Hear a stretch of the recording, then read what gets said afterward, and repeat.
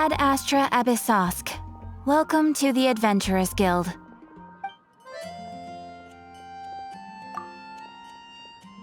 Ah, traveler. You have come at just the right time. I have something for you. You're certainly very familiar with the kind of work we do, but I'm afraid this has nothing to do with any of the above commissions. Please take this brand new Adventurers Guild notebook. The Adventurer Handbook is for recording details of your completed commissions and intel on all sorts of monsters, whereas this notebook is for recording the marvelous people and wonderful events you encounter on your travels. I hope it will be of help to you. Anyway, that's all for now. My commission is complete. Safe travels, traveler. Ad Astra Abyssosk.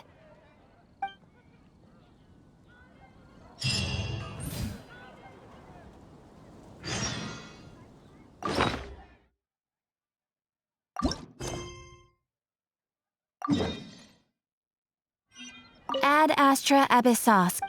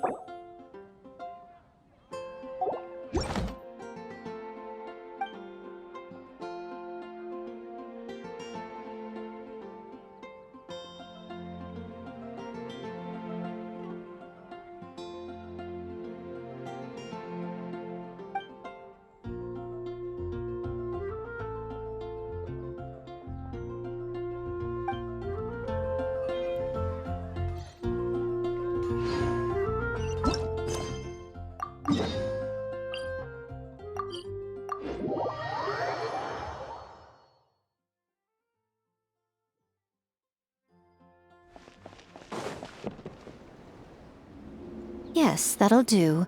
Just a quick and simple cleanup job. Ah, little one, you're just in time. Oh, look at you. I can tell you're thinking. Oh no, she's going to send me off on some pain-in-the-neck errand again, isn't she? Don't worry. I was just going to say that we finished renovating the shrine and are preparing to roll out a brand new service. Now, I haven't had the chance to announce it yet, but here you are already. Wouldn't you agree that's good timing? See this offering box beside me? There's going to be another place to make wishes here soon.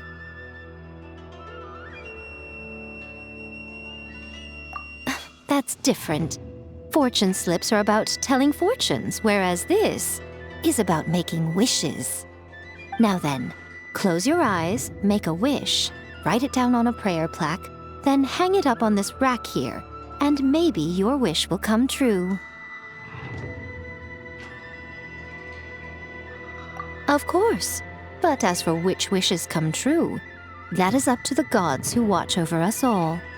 Powerless Guji that I am, I can only help you in mortal matters. If that's what you wish for, then why not try it out? Here, take this fortune paper. It's left over from writing fortune slips. You can have it. Try writing your wish there. That might make it more likely to come true.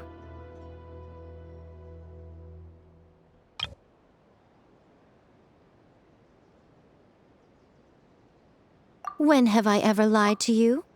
Hurry up now, little one. It's time to make your wish. Remember to write your wish on the fortune paper, then stick it to the prayer plaque and hang it on the rack. After that, your wish will be made. Yes, nice and solemn. Very good. All right, little one, back to business with you. Remember to keep your ears pricked and your eyes open. After all, the person you wish to meet might just be sitting at some noodle stand, having themselves a lovely bowl. And bring me back one while you're at it.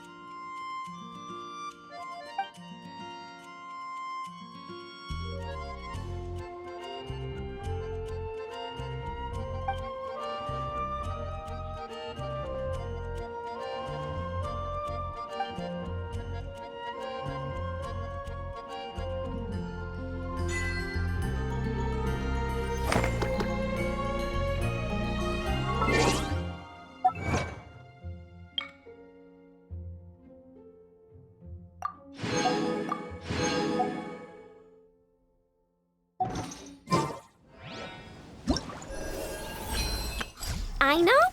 Present!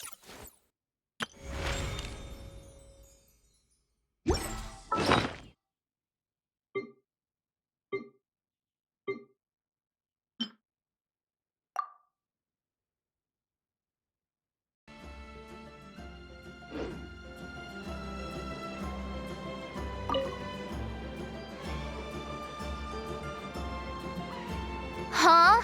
That's not the price we agreed on. What do you think you're playing at? Dear Miss Jahoda, if you manage to return the object of your next commission intact, then I assure you your reward will be paid in full. It wasn't my fault. How was I supposed to know a bunch of monsters were gonna jump me out of nowhere and knock me into that river? Might I also ask that you don't spread so much misinformation to our clients when you're escorting them in the future? I wasn't spreading misinformation. Most of what I said was based firmly on the truth. The master bandit who has stolen from every town and village in Nodcry. That was just me trying to sound cool. No one told me the client was from the Fontaine Guards. She wouldn't stop questioning me the whole way. That woman takes herself too seriously. No sense of humor at all. I can't believe she asked the guild to revoke my membership. The fixer who protects all of Nasha Town. I was talking about Boss Neff. I was telling the client about her. Regardless, Miss Jahoda, if you wish to take on any more commissions in the future, it would be best. I know. Be careful what you do and say. Boss Neff's always yammering on at me. But my mouth gets all itchy when I don't use it too long. Perhaps you could take a few pointers from our experienced adventurer here. The Traveler? I guess she's not the worst person to learn from. But you're gonna need to wait for me to take this reward back to Boss Neff first. She ain't gonna be happy that it's not the full amount. I feel a lecture coming.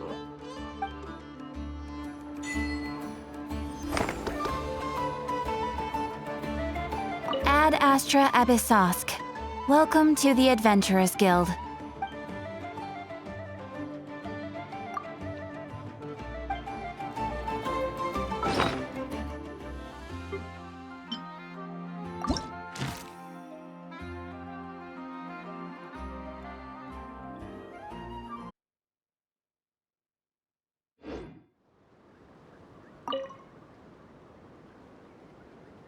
Did it really go this way?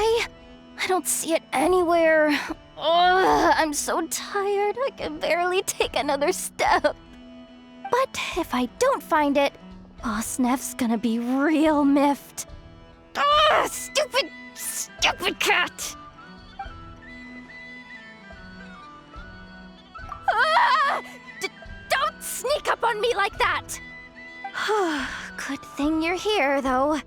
I don't suppose you've seen a black and white striped cat around here? It's got a huge tail and a blue bow around its neck. Yeah. I don't know why, though. Boss Neff suddenly got it in her head to send me out here on this gig. Said I needed to pay close attention to my surroundings. I told her if she wanted to find a cat, she could just put up a commission at the guild. They're always running around helping people find stuff. But she insisted I go looking myself. I've been wandering around here all day without spotting so much as a strand of fur. If I go back empty-handed, Boss Neff's probably gonna scold me. Ugh, what am I doing yammering away? I need to get back to searching for that blasted cat. Hey, Furball! Where are you?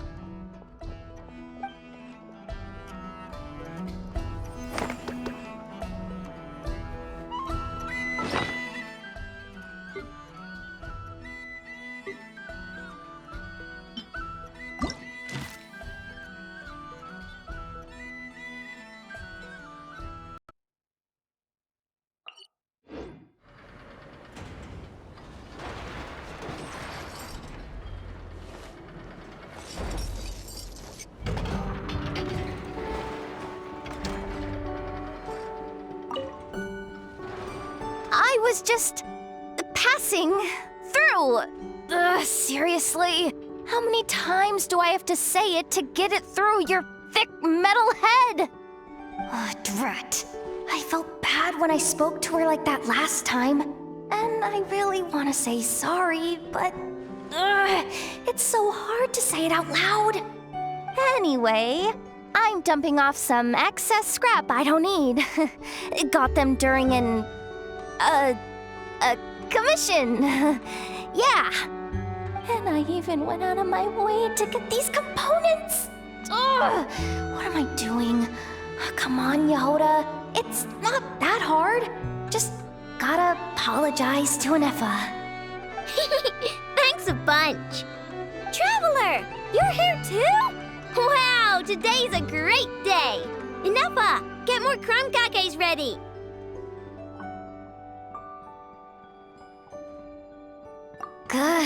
How does she say this stuff so naturally?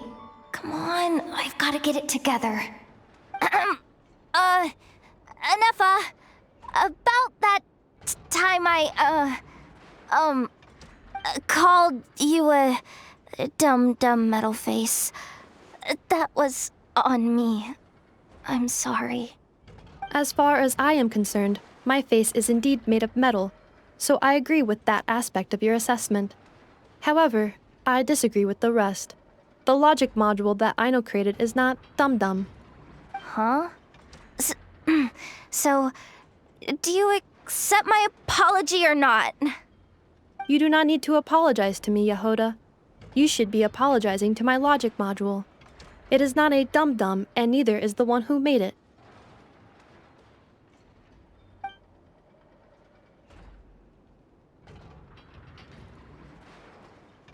Only because she asked me to. She didn't want to disappoint Jahoda, so I raised it. Just a little bit. So you're just making fun of me? I am not. As a matter of fact, the aforementioned module truly is all Jahoda needs to apologize for. A portion of said module's external monitoring port is located in my eye. Please make eye contact with me and apologize to it. Yikes. Okay. I'll just spit it out. I'm sorry. Logic module that Aino made for Nefer. Very well. My logic module and I forgive you, Jahoda. Have this lockaberry crumb cake as your reward. It's freshly made. Aino, traveler, you two are welcome to have some as well. Finally. I finally managed to say it. Even though it turned out a little weird, that took more out of me than exploring a whole ruin.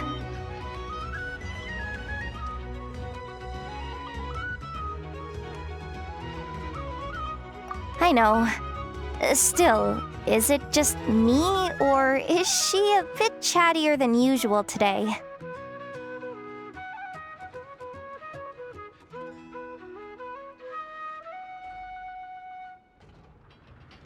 Funny?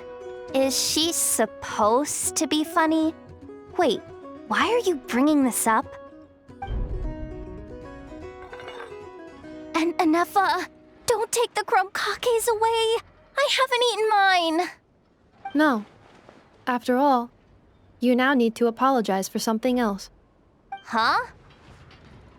I know.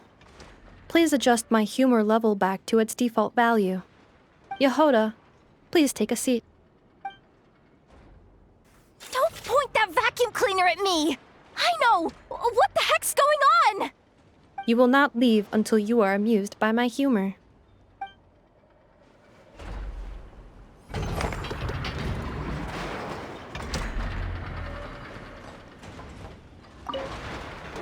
Hoo-wee! Today's crumb cakes sure are yummy. Nefer's gotten a lot better at cooking, hasn't she? Nah, they'll be fine. They're just like that. Let them work things out.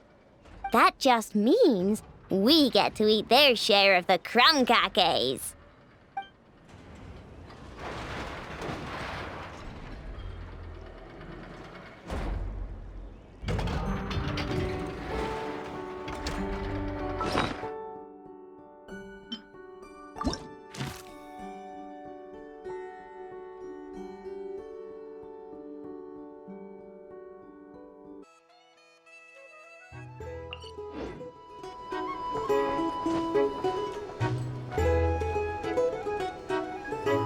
A base of dandelion wine, aged for 25 years.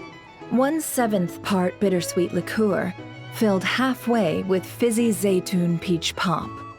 All 3 of those ingredients are fairly sugary. It'll have a lovely sweet aftertaste, even a little too cloying.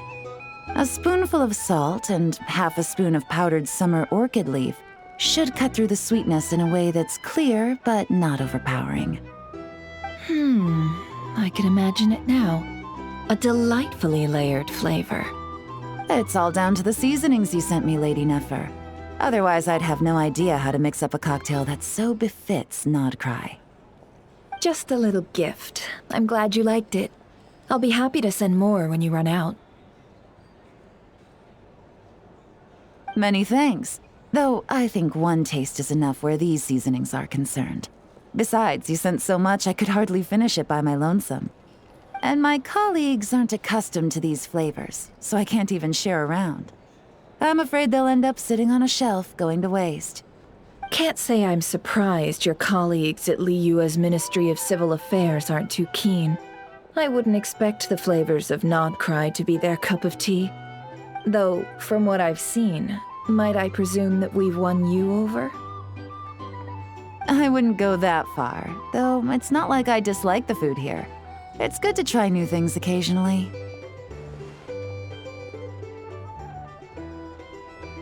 I love your attitude. You'd make a great businesswoman. It would be nice if everyone from the Ministry of Civil Affairs were like you. Come on now, are we going to do this song and dance every time I drop by? Stop fixating on the Ministry. Never mind them. Have you managed to carve out a single foothold in Liyue after all these years? You know what they say over there. A journey of 1,000 miles begins with a single step. If I don't test the waters, how will I ever know? Don't waste your energy. No matter how long those claws of yours are, you're never getting them stuck into Liyue. Is that a warning? It's advice.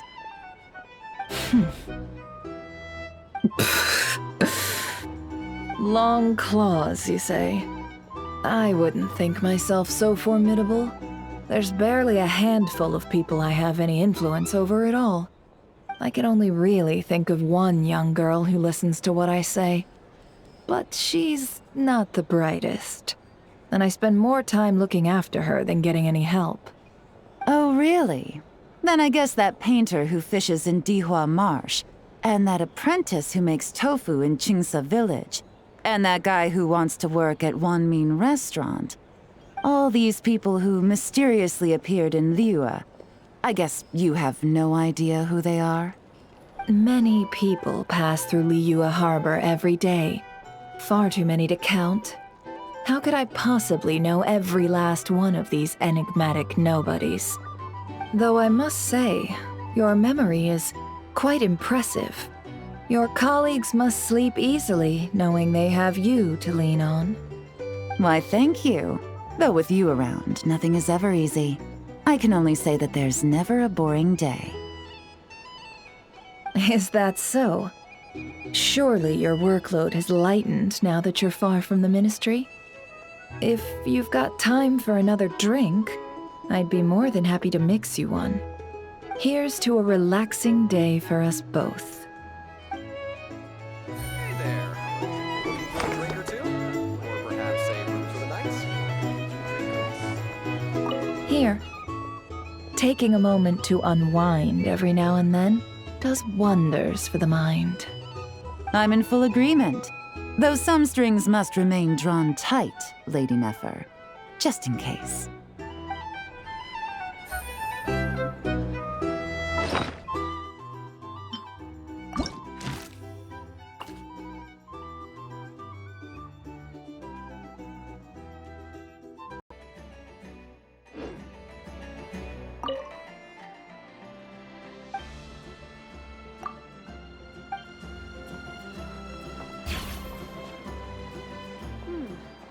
Now that I've finished all the new books that have come out lately, maybe I should start on my backlog. Newspapers, anyone? This book looks good. I'll take it. Wrap it up with the 2 from before. As you wish, Miss Nefer, though. And do forgive my forthrightness. The author of those other 2 books really shouldn't be relied on. Even in the Nasha Express, he stands out for how much he likes to run his mouth. Here, look at this.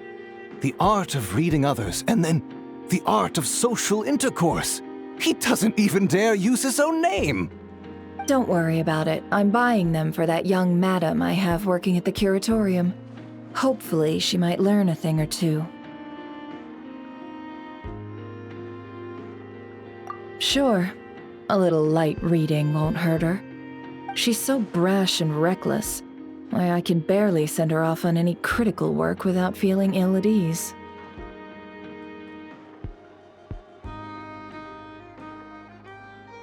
Yes, and wouldn't it be interesting to see who's more unreliable? This author or Jahoda? If it turns out to be the latter, well, that would be quite the headache. I'll probably need to encourage her using some other incentive.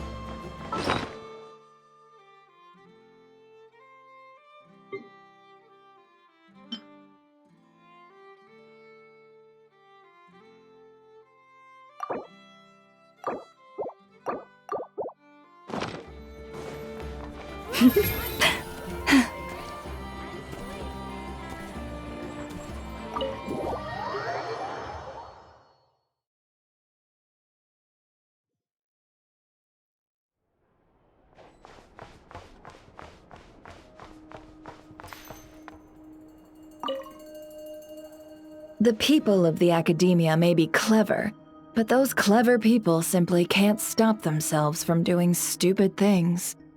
Thank you, most eminent Lord Sangama Bey, for improving my mood for the whole morning once more.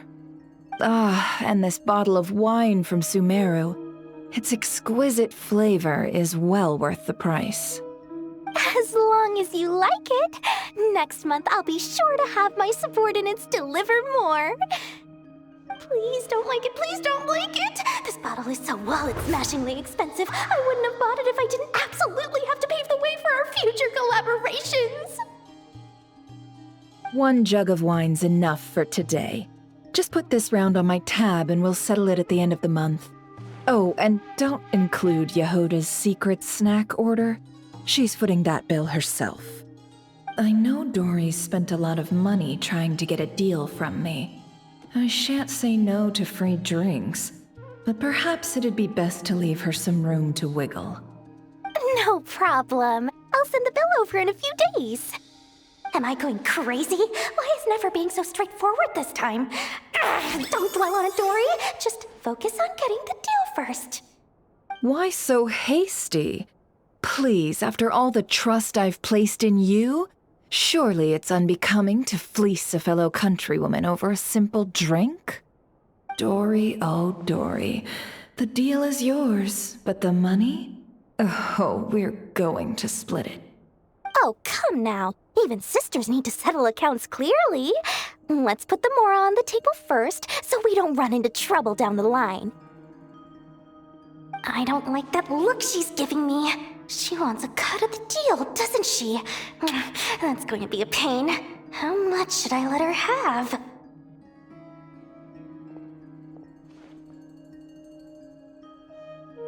Just some hometown gossip. You're welcome to join us if you'd like. However, nothing we've discussed prior has been particularly interesting. Mostly more of the same. But really, I must know, Miss Dory, why did you want to get involved in that fiasco at the Academia? It's a simple feat to lift a sleeping serpent from its nest, but what happens when it wakes up? Had you no fear of getting bitten? She just won't stop. Why is she bringing this up again? I already answered this question. Wait, now that the Traveler's here, could she be using this information to exchange for some favors down the line? Oh, well, the Traveler's the one listening in. What harm could that do? May as well help our personal relationship along, even if it costs me a secret or two. Why, business, of course. Sometimes you just need to learn how to wrangle snakes. That fiasco gave me one of the biggest orders of my entire career. Oh, fascinating. So, did you profit from it all? I heard that after Azar fell, a certain group of cowards fled Sumeru. That must have played havoc on your trade routes, with no small amount of goods lost in the process. Right, and a sizable sum of Mora, too. But that's just life as a merchant. You win some, you lose some. Even big losses are small problems. With money, more helping hands can be found and more goods purchased. But I had to retain the ability to do business in Sumeru.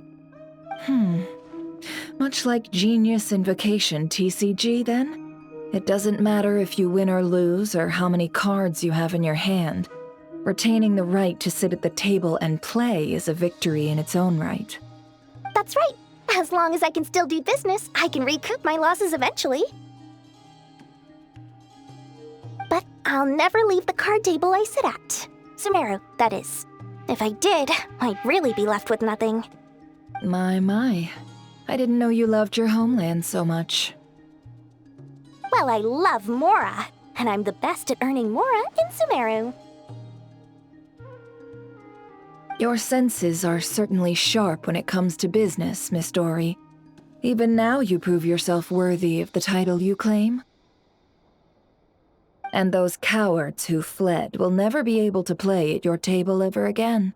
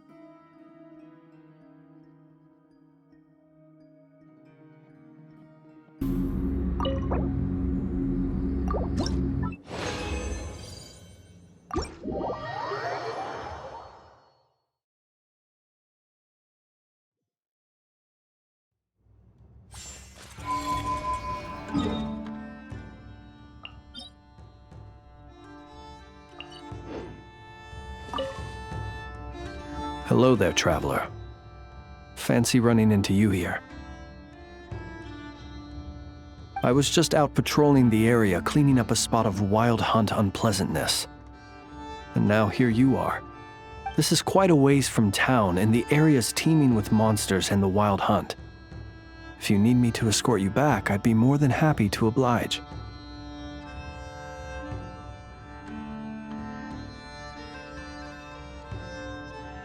Ah, I see. In that case, I'd better not distract you. Well said. And I have witnessed your skills already. But it would be rude not to make the offer, having found you alone in the wilderness.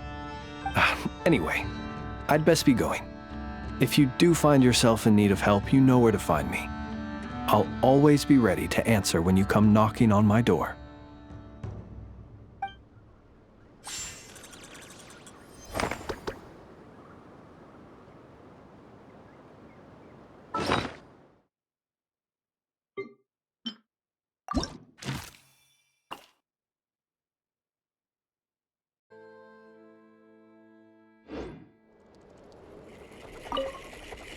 Gemstones reflect the light differently in different environments.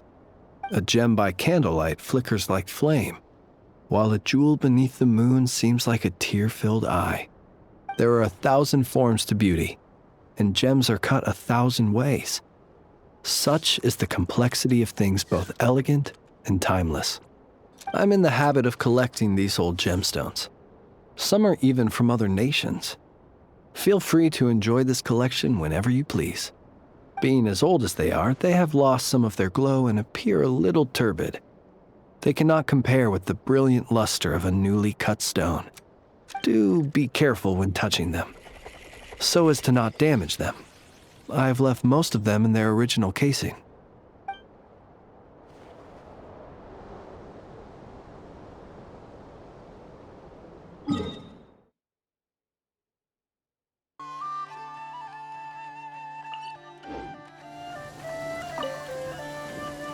Repairs complete.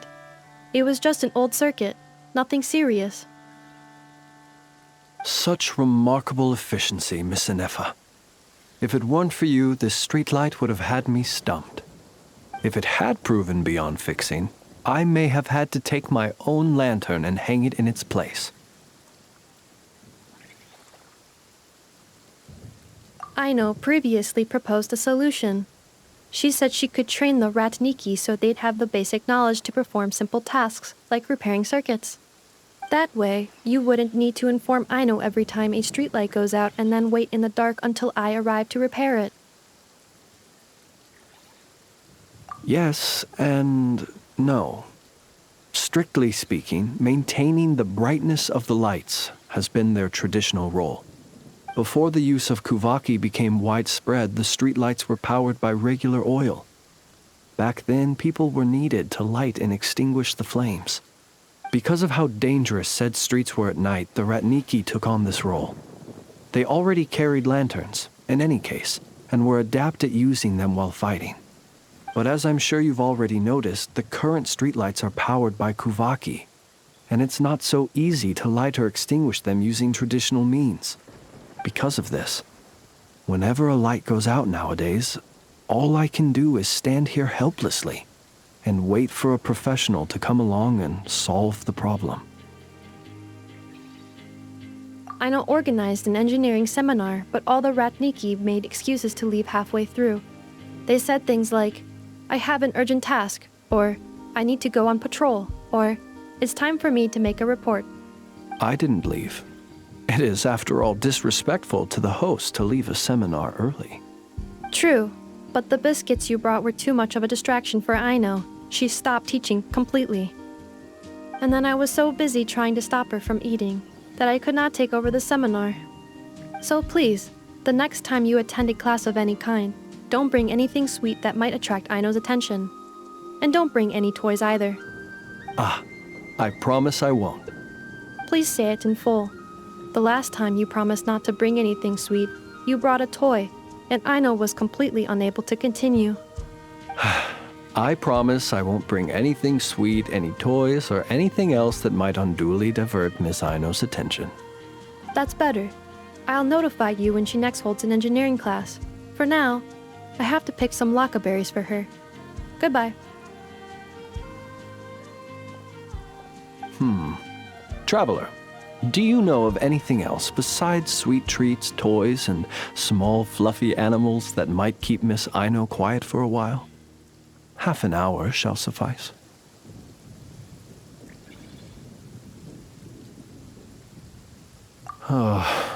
Since you feel that way too, it seems I have no choice but to submit myself to her baptism of erudition. I only hope I don't drown in the ocean of knowledge she wishes to impart.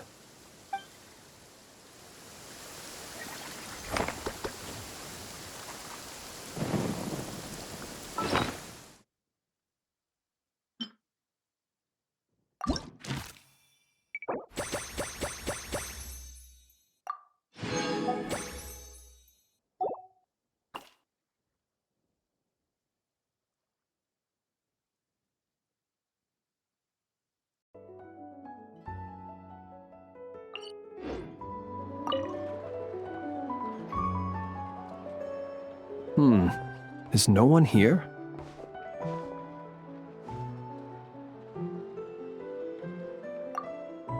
Well, hello. This is certainly a most joyful encounter. Seeing you lifts my spirits after a somewhat disheartening trip. I wouldn't say anything's the matter, merely that I am dealing with some unexpected circumstances. I recently learned of a collector in Nasha Town who, due to financial concerns, has been obliged to offer a pair of ancient coins for sale. I'm told she's a little eccentric and doesn't reply to letters, so I came out here myself to see if I could arrange a deal. I needed to come to town anyway to pick up some supplies, so I thought I'd pay her a visit on the way. Unfortunately, she doesn't appear to be home. More's the pity. It's just a little hobby of mine. Everyone has something that tickles their fancy, am I right? For me, it's old coins and gemstones. Time is the best filter. Anything that can make it through the sieve of time is almost guaranteed to be of good quality. The style, pattern, and condition of a coin convey a lot of information. They can tell you, for instance, how many moons it has seen before finding its way into my hands. Think about it. A coin may have passed through 10,000 people's hands, brought them happiness or sorrow, and witnessed a multitude of moments in their lives. The weight of time it contains is far heavier than its appearance would suggest. It is a witness to the past and something that has value in the present day, which makes it more than worth collecting. These coins have been stuck in my mind these last few days. What do they look like? What stories can they tell? If I can't meet this collector, I fear all desire to return home shall desert me. Look at me, rambling on about coins without a thought for the friend standing by my side. Let me think of a more interesting topic to make up for boring you just now. Ah, yes. Recently, I purchased a beautiful azure gemstone from a Fontanian merchant. It had long slumbered at the bottom of the ocean until being recovered just some days ago. I was told it was once embedded in the sword of a champion duelist at the court of Fontaine, while another story claims it was a pirate crew's prized treasure.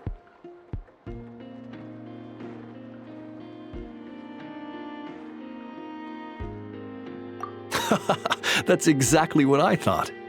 Whenever a merchant starts waxing lyrical and weaving tales, it's usually a sign that they don't have faith in their wares. Fortunately, I'm very good at appraising a gemstone's true worth, even if its owner hasn't the faintest idea what they're holding. Please, allow me to invite you to my residence once more. I have a feeling you'll appreciate the gem itself, and you may well find my valuation of it quite interesting too. I'll be waiting for you.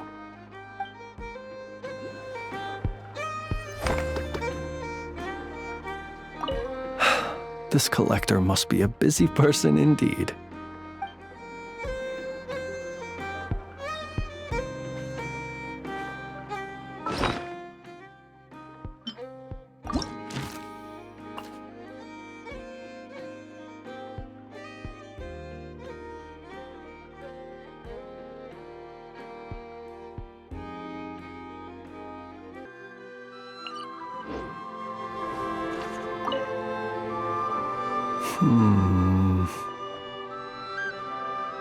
There is indeed quite a lot.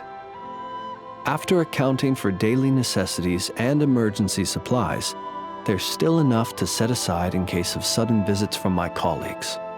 After all, my personal requirements are modest. It would be a waste not to save the excess and use it to help others in need. Lamp oil, candles, leather, paper, and pens. Oh, and a few bottles of strong liquor, and some emergency food, of course. Judging by your expression, I can tell you're wondering, what emergency food did you buy? Exactly. These supplies need to stand the test of time, so all of this food has undergone special processing. I assure you, unless you're on the brink of starvation, you don't want to try it. The cured meat, for example, is as tough as tree bark, and the biscuits taste like tossed-out newspaper. Even if you soak them in milk or vegetable soup, the best you could hope for is soggy newspaper.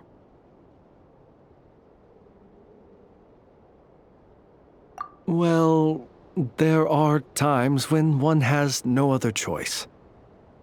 I've tried to extract nutrients from this food before. Well, eat might not be the best word to use.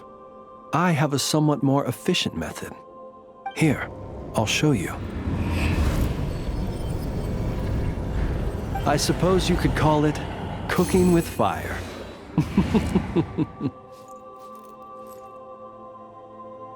There have been a few more desperate moments when I've been trapped alongside other poor souls.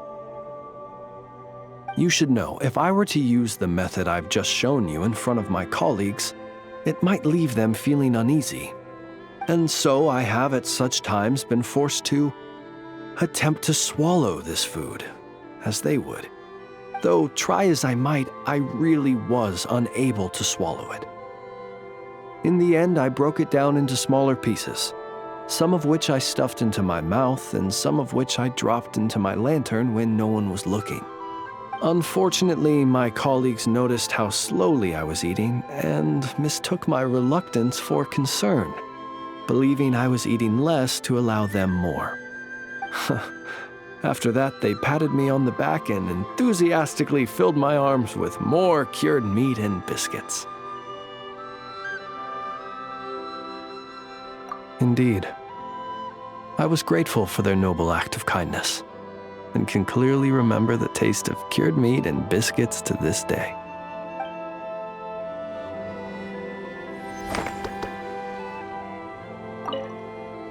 Gemstones reflect the light differently in different environments. A gem by candlelight flickers like flame, while a jewel beneath the moon seems like a tear-filled eye. There are 1,000 forms to beauty, and gems are cut 1,000 ways. Such is the complexity of things both elegant and timeless. I'm in the habit of collecting these old gemstones. Some are even from other nations. Feel free to enjoy this collection whenever you please. Being as old as they are, they have lost some of their glow and appear a little turbid. They cannot compare with the brilliant luster of a newly cut stone. Do be careful when touching them, so as to not damage them. I've left most of them in their original casing.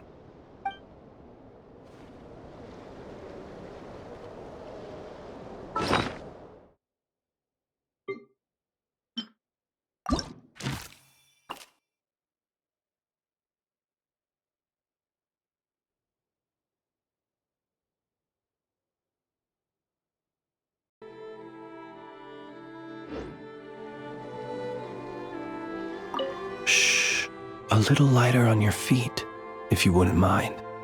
The fish here are used to the quiet, which makes them very sensitive indeed to external noise. So as well as treading gently, we ought to keep our voices down when we speak. I once tried fishing while 2 ghosts nearby were chatting incessantly. Didn't get a single bite all day. Since then, I have resolved to greet any nearby ghosts and ask them to kindly take their conversation elsewhere before I begin. I very much wish to see fish on the dinner table tonight. I shall not go home empty-handed.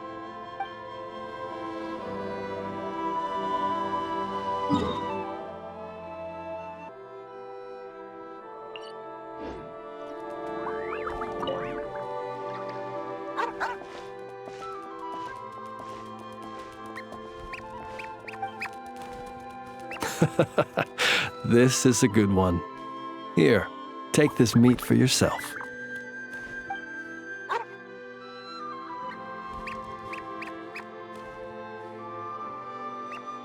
Mine? Not at all. It belongs to itself. It sometimes brings me old bones to help with my puzzles, that's all.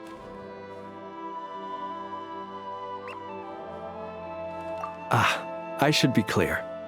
While I don't know what bones these are, I can say for certain they don't belong to any humans who slumber here or elsewhere. Bones are another thing that tickles my fancy. Sometimes when I see one that's a bit unusual, I'll pick it up and add it to my collection. Then when I'm feeling bored, I try to connect all my bones and create something whole. A bit like doing a jigsaw puzzle. You could call it a form of artistic expression. Even though each piece of this bone puzzle picture is unrelated to the next, and indeed they cannot possibly be related, just pondering how best to put them together and create something beautiful is an extremely relaxing process. Then, one day, an uninvited guest intruded on the room where I kept my bone puzzle picture. It was none other than the dog you saw just now. It did. By the time I entered the room, the little intruder had completely dismantled my picture.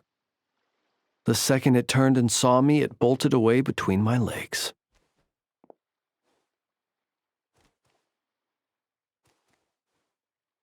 Luckily, all was not lost, as I'd already taken a photo of it.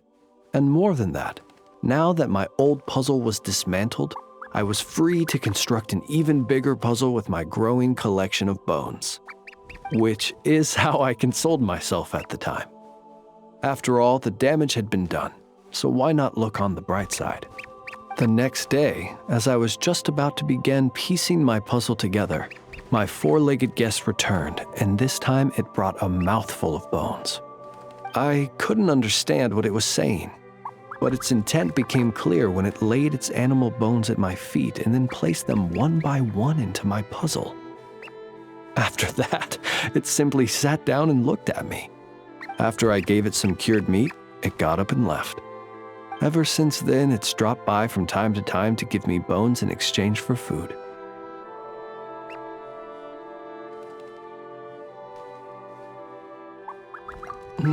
I think you might be viewing this with a little too much sentimentality.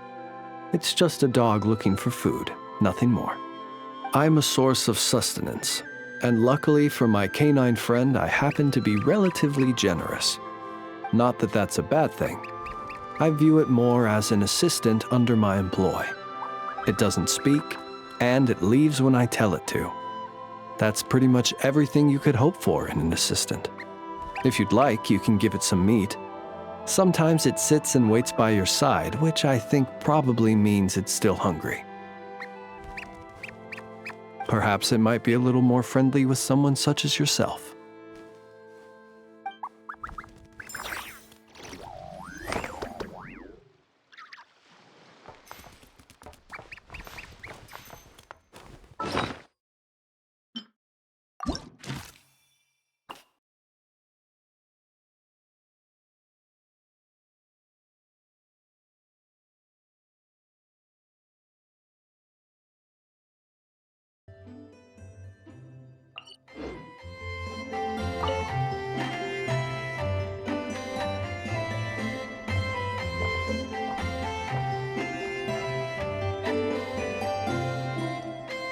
Almost there.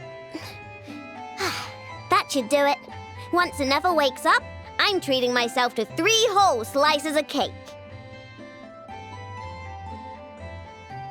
Oh, hey! Are you here to play? Sorry, but I'm busy right now. Just give me a bit. I'll be done soon. And Nefer's fine, by the way. Just undergoing some routine maintenance. But a few days ago, Jahoda called her an unfunny, dum-dum, metal-faced lunkhead. Right before starting her maintenance, she asked me if I could upgrade her sense of humor. Yeah, glad we're on the same page, and Nefer's the best. Okay, I'm going to activate her. And Nefer, wake up! Time to get out of bed! Good morning, Aino. Good morning, Traveler. Aino, have you managed to upgrade my sense of humor? Duh! Such a trivial task is nothing to a genius like me. Now, time to do some testing to see if the upgrades resulted in any hiccups. Nefer, can you add more sugar to my crumb cakes? Please respond to me in a way that is humorous. I cannot. The more sugar I put into a crumb cake, the less sugar the crumb cake will have. What? The more sugar I put into a crumb cake, the more prone Aino will be to toothaches. The more toothaches she has, the less sugar she can consume. The less sugar she can consume, the less sugar I can add to the crumb cakes. Therefore, the more sugar I put into a crumb cake, the less sugar the crumb cake will have. Okay, that's not supposed to happen. Help me with another test, will ya? If it stays bad for a while, the traveler will crack a smile.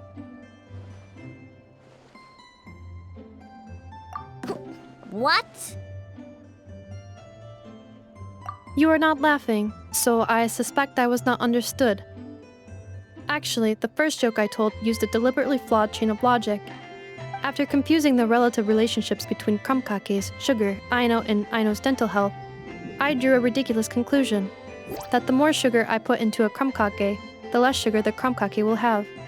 For the second joke, I used a rhyme scheme between the similar sounding phrases, bad for a while and crack a smile, to express humor.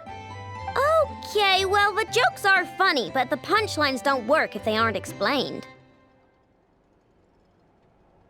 Yes. However, according to my database queries, such statements are considered humorous due to their chaotic structure and lack of direct causal relationships. Such chaotic sentences serve as a form of guidepost, while the humor lies in the explanation that follows. Oh.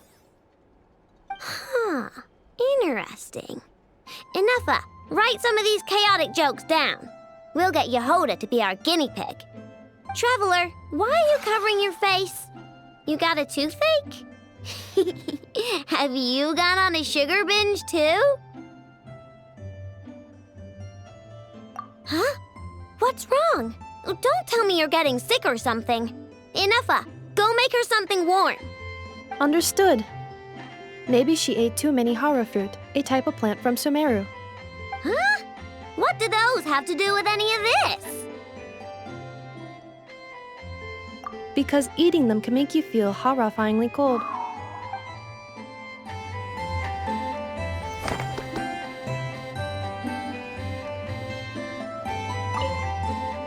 Hey! Wow, this update was a great idea! Give me another joke, Infeea.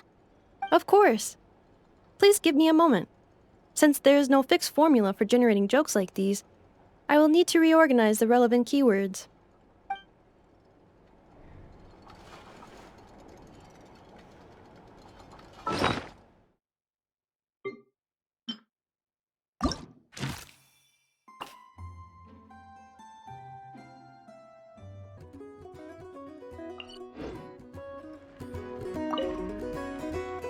Three more to go. Familiar presence detected nearby.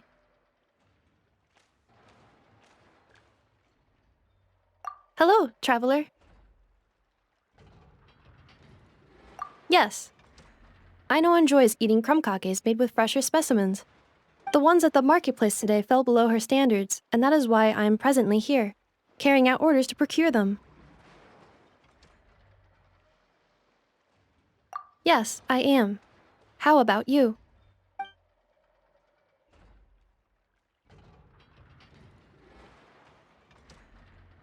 Thank you for your concern. A few days ago, Aino adjusted my humor module, returning it to its original output. Because my efficiency in generating jokes decreased significantly after my first few responses. It was taxing to generate more afterward, and any forced results lacked humor. According to Aino, it is because the creative logic of these jokes is overly chaotic and my logic module cannot comprehend their creative principles. Therefore, I cannot produce content of substance. In order not to affect the logic module's operation, Aino decided to return the humor module's parameters back to normal levels. But if you enjoyed my sense of humor from before, traveler, I can notify Aino. Do you not like these types of jokes? Is that so? He must be someone of great skill. To think that he can generate consistently humorous jokes from such bizarre and chaotic creative principles.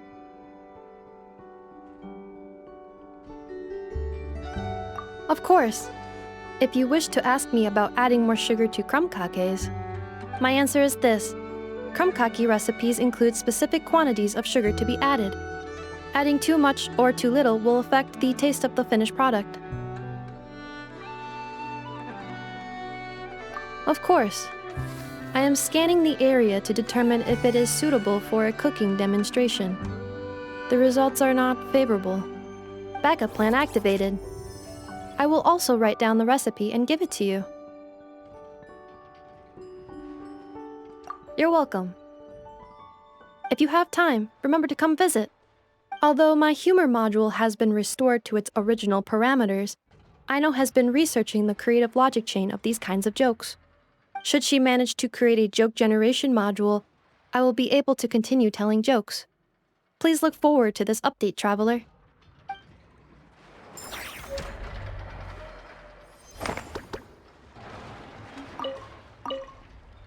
According to my list, I need to gather 3 more laka berries. Until next time.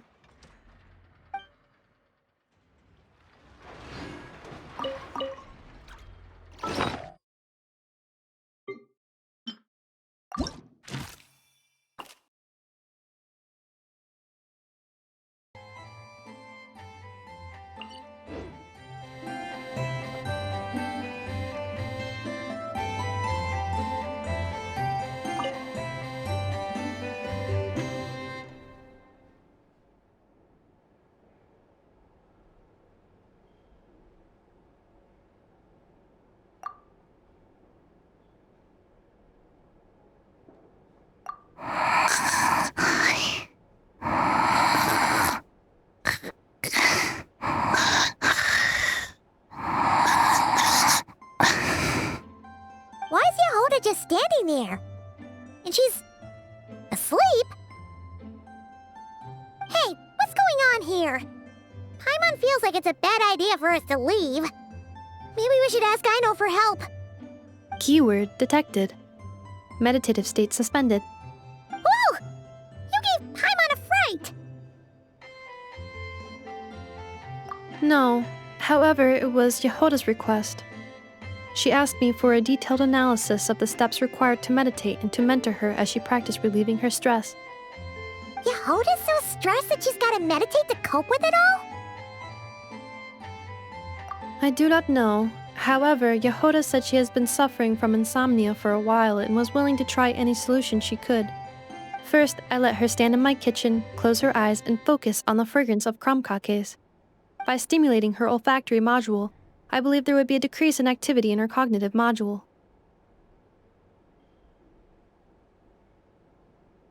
It successfully stimulated her appetite. She consumed the finished crumb-kakes with incredible efficiency.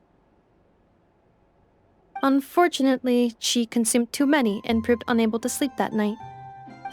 That's normal. We're not robots like you, after all. The more we smell food, the more we want to eat it. That is indeed true. Afterwards, I try to have her perform intense mental or physical exercises before bed. For example, cutting lumber, jogging, doing push-ups, boxing, and so on. Her body should have been able to enter sleep mode more easily following such sizable expenditures of energy.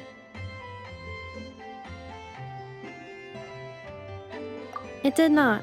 She finished half her exercises, realized she had an unfinished commission, and so rushed off to complete it. After she returned, she crouched down in a corner, hugging her knees and said, I was so tired from all that training. My legs gave out while guiding my clients through the ruins. I basically crawled the whole way. If Boss Neff finds out, I'm dead meat. Following this, she was once more unable to sleep. In the end, we decided to give meditation another try. Boss Neff. No, wasn't me. Didn't steal your tea. Ugh. Seems like the meditation was pretty effective. Jahoda's fast asleep. I do not think Jahoda's sleep is related to her meditation. First of all, The meditation steps I analyzed are not suitable for her. The goal of meditation is to enter a deep state of tranquility, which can be used to enhance self-awareness. For an ordinary person, this deep state is close to dozing. For me, this would be closer to a low-power standby mode, where one cuts power to certain components. That said, were we to shut down some of Jahoda's components, I believe it would pose a threat to her personal safety. So, meditation wasn't supposed to work, but Jahoda fell asleep anyway? Could she have been so tired that she just passed out? In truth, I do not understand either. All I can do is tell you what happened before.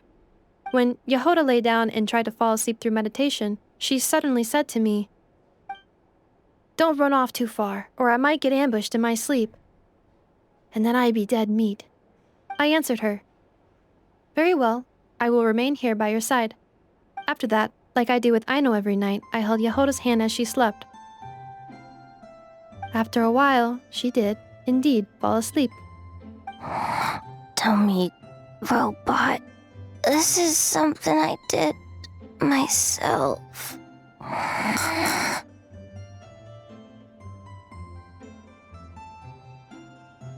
Yes.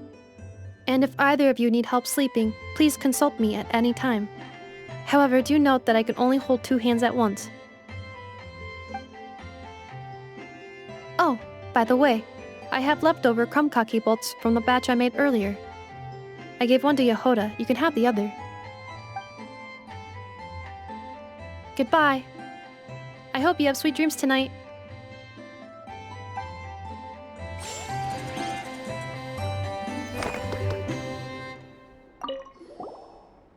Do you need any assistance sleeping?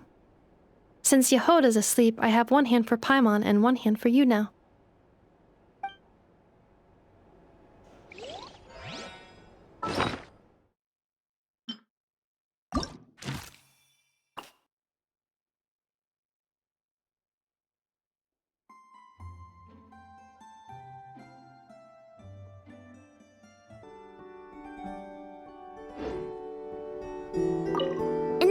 Quiz time! What's the difference between a domestic duck and a wild duck? One is domestic and one is wild. Bingo! You got it! Okay, here's another one. What's the difference between those two and knuckle duckle? Knuckle duckle is a duck with knuckles? Wrong! Wild ducks and domestic ducks are ducks, but knuckle duckle isn't. I see. Then, are robots people? Of course not! Oh, so I'm not a person. You're Nefer, the one and only Nefer, my Nefer. Just like I'm the one and only Aino. You're Aino. Understood.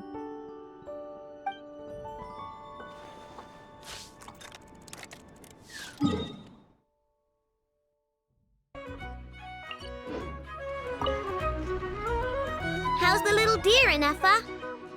Its wounds are beginning to heal. Condition? Stable. So that duck's medicine worked after all. Is it still in pain? Pain is unavoidable. However, it will surely recover soon. Okay, Nefer. Next up, make us some cakes. Oh, and crumb-kakes too. I bet it's gonna be starving when it wakes up. You are speaking on your behalf, Aino, not the deer's. But rest assured, I have a recipe for animal food, which I will prepare shortly. You cannot consume food meant for animals, Aino. Hey, I wasn't thinking about stealing a sick deer's lunch, okay? We are. We encountered this deer under a cliff. It appeared to have fallen to the bottom of the cliff and it was badly injured. Therefore, we brought it to a town to visit a doctor. We also acquired medicine for it. Our current plan is to care for the deer until its wounds heal. Afterwards, we will bring it to a nearby forest before returning it to its herd. I know, we have discussed this before. I can take care of it! I'll get up early to feed it. Heck, I'll even brush its fur! The previous time you got up early to feed it, you hugged it and fell back asleep. Both you and the deer only finished half of your breakfast portions. Well, that was that's... When you were brushing its fur yesterday, you played ball with it, successfully distributing its fur to every corner of the room. And it clogged my vacuum cleaner when I tried to clean it up. I just couldn't help playing with it. Fine. I'm sorry, I guess. But even if you say all that, No, I want to keep it as a pet. I'm already used to waking up early, giving it water, brushing its fur, then playing with it. If it suddenly leaves, I'll have trouble adjusting. The deer will too.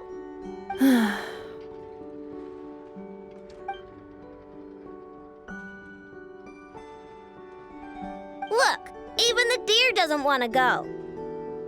I am incapable of understanding deer speech, Aino. Well, just look at it. Haven't you heard actions speak louder than words? It loves me this much. If only the deer could talk. It could do all the persuading then. And then I could tell it to stop helping you eat the vegetables in your breakfast every morning. What? Nefer, how'd you know? I did not know. It was merely a guess. You have proven it correct. Ugh, you're such a big, sneaky, lying meanie, Nefer.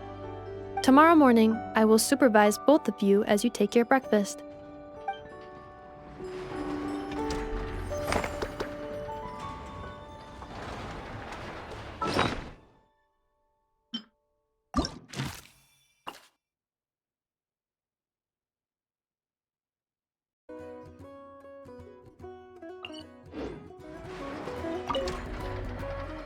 Little dearie, you gotta eat your breakfast, or you're never gonna grow up big and strong.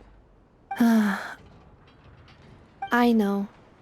There is still lacquerberry residue hanging from the corner of its mouth. Huh? What? Its recovery is progressing smoothly. In a few more days, we can ask Miss Lauma to send it back to its herd. I know. I am sure you know that it deserves to go back home instead of staying with us. But... Did the Lady Moonchanter from the Frost Moon Scions not say as much when she came to treat the deer? Its family might be worried about it. Once it has recovered, it would be best to send it home. I know, but, you know, it obviously hasn't recovered yet. Does your leg still hurt? Do you want to go home? I know. Didn't the Lady Moonchanter promise us that she would come and pick up the deer? When the time comes, let's ask her to listen to what the deer has to say again.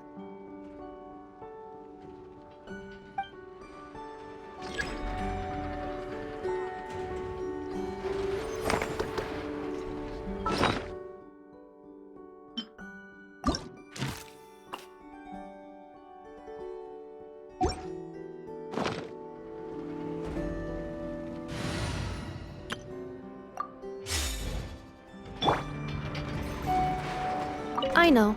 Didn't the Lady Moonchanter promise us that she would come and pick up the deer? When the time comes, let's ask her to listen to what the deer has to say again.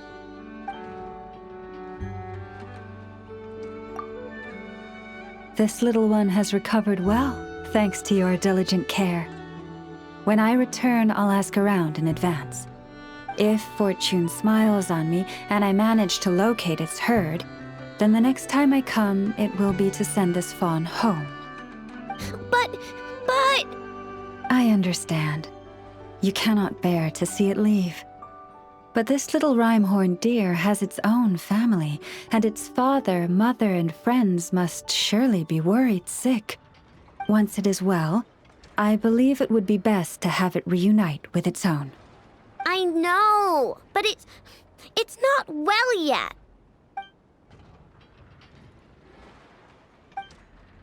Does your leg still hurt? Do Do you want to go home? It says, it doesn't hurt anymore, but can you brush my fur again?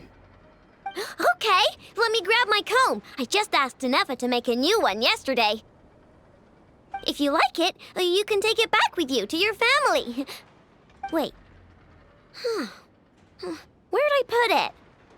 Let me go back home and dig around.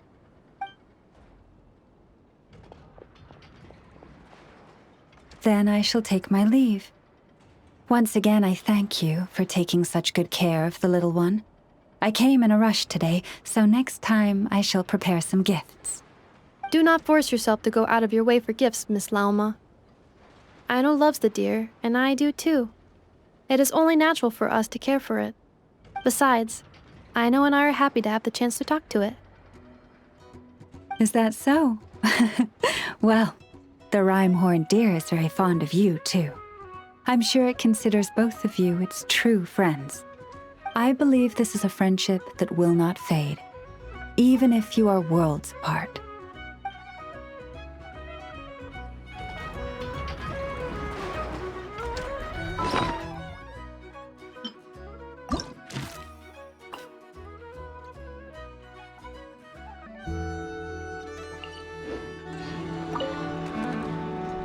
Hello, Miss Lauma.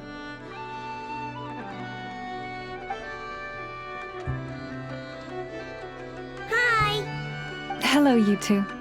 Please allow me to inspect the little rhyme-horned deer once more.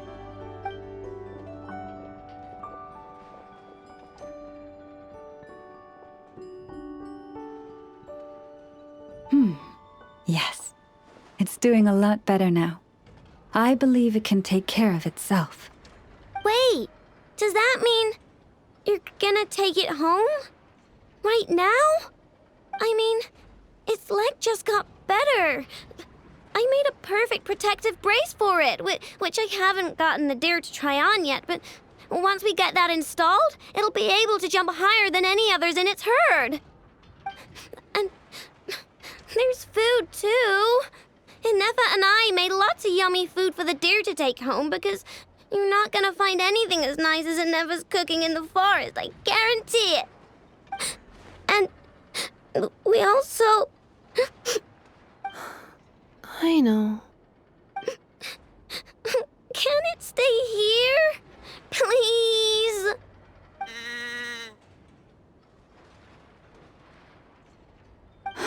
Of course. I'll let them know. It says, thank you so much, Aino and Nefer. Huh? Please don't be sad, or I'll cry too. Actually, I'm almost about to cry, but deer eyes get uncomfortable when we do. Then, could you maybe not leave? I'll make you some super comfortable bedding and get you all the food you could ever want. And I will take responsibility.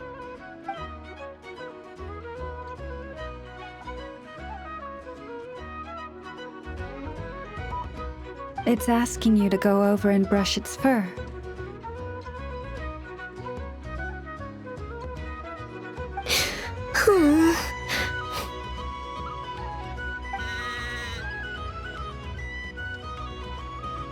Miss Lauma, are you certain you can find its herd? If this deer had truly fallen off a cliff, as you say, then its family must have been working hard to find it. After I take it back, I'll first thoroughly investigate its past movement patterns, as well as the physical characteristics of the herd's leader. Although Nodkrai's deer population is large and scattered, this simply makes success a question of time and effort, and of following the many intertwined clues to locate the herd. Thank you. We will compile all the information we know and send it to you to aid in your search. Then, will it be staying at the Frost Moon Scions for a while? Can I visit? Of course. The doors of the Frost Moon Scions are forever open to you. But it's still going to go home someday. I know how deer are. They don't stay in one spot for long, which means pretty soon I won't be able to find it again. Yes, it is best for the children of the wild to return to the wild.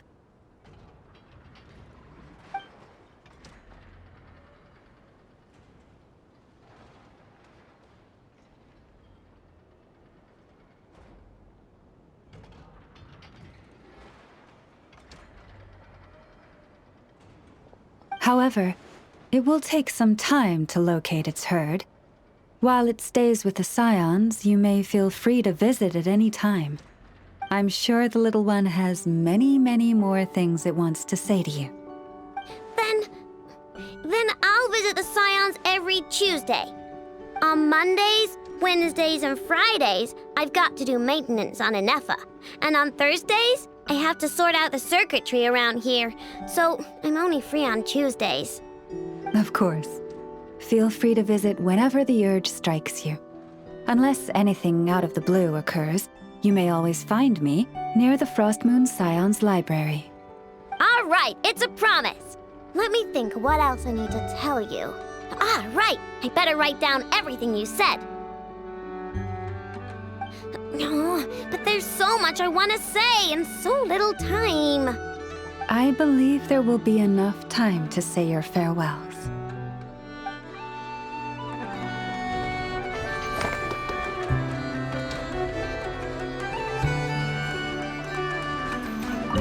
Take these snacks with you, and this hat I made with a Nefer. And, oh, right, your horns need some protective oil. Give me a minute. The protective oil is with me, Aino. Let me assist.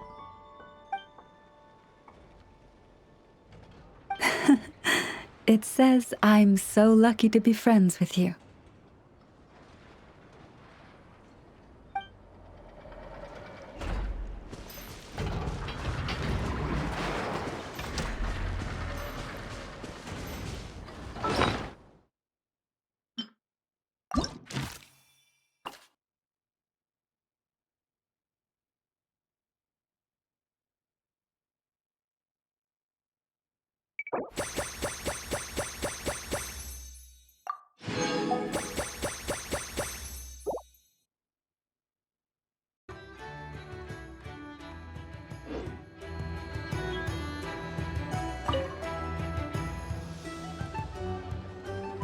Am I using this wrong?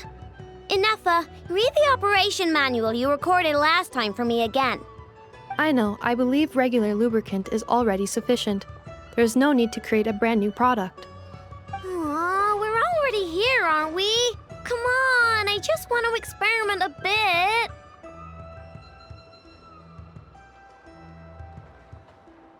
Oh, hi there, traveler. Just the person we need. I bet you know how to use this crafting bench. Hurry on over and help me make a bottle of that... what's it called again? That cold... frosty something. Potential oil? Frosting essential oil. Yeah, that's the one. The cold stuff.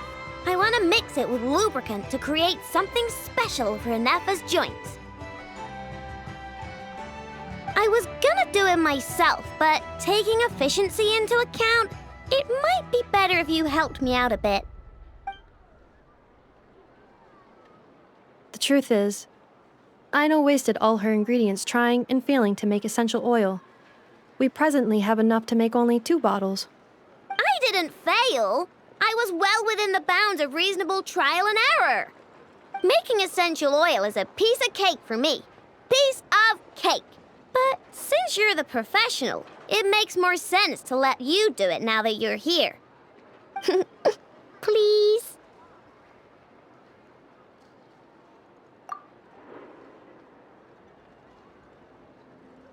Wow, you really are a professional! Come on, Nefer, let's head back and mix up some lubricant. Trust me, this new lubricant is gonna solve your overheating issues. Easy peasy. All right, Aino, but my internal components are not actually overheating while I'm operational. Well, it doesn't hurt to be prepared. Thanks for the help. I only need one bottle, though, so you keep the other one. Anyway, it's time we were going. Stop by and play when you have some free time. If the kids come over again today, I think I'll give them these toys.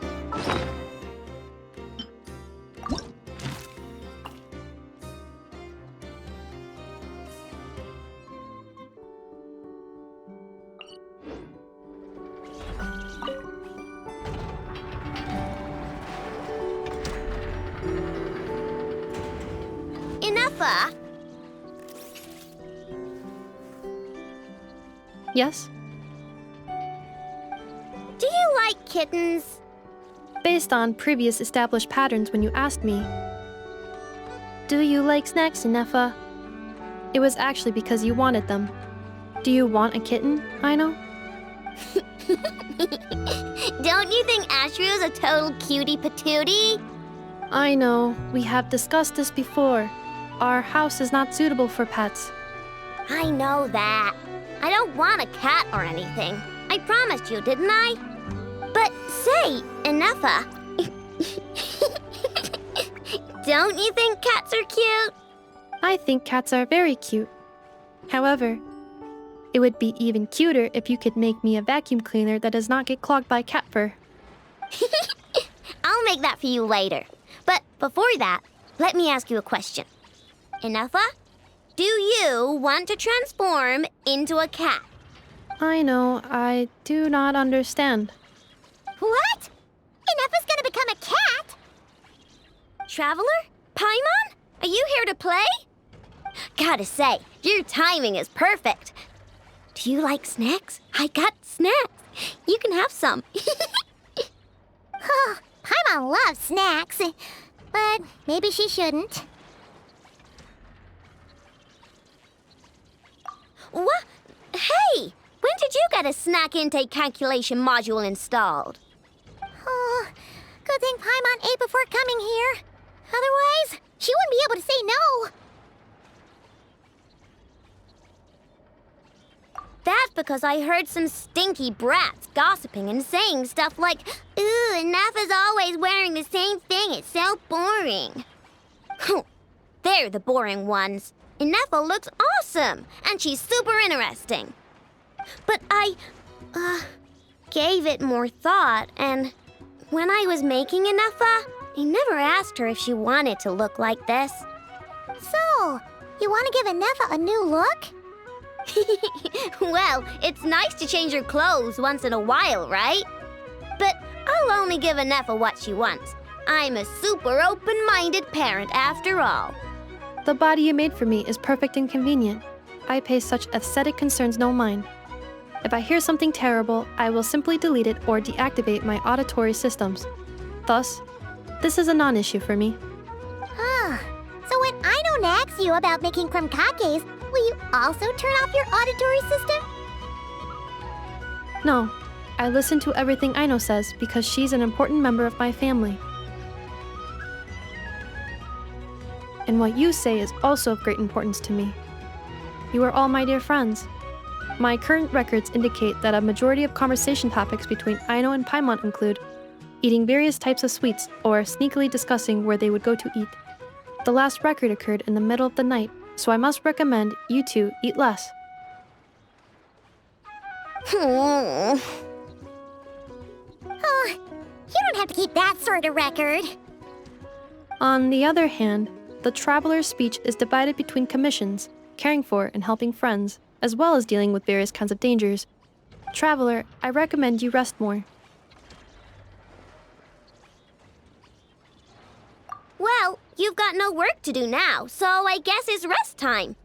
Which means I'm going to make a nice kitty outfit for Infeea. Help me out, Paimon.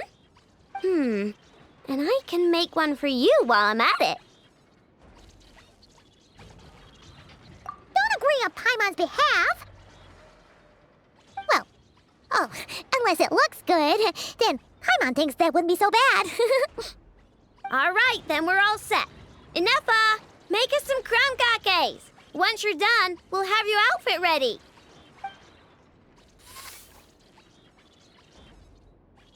Let's see. I've got my wrench, my pliers, and my crumkake bolt. Huh? Why is there a crumkake bolt here?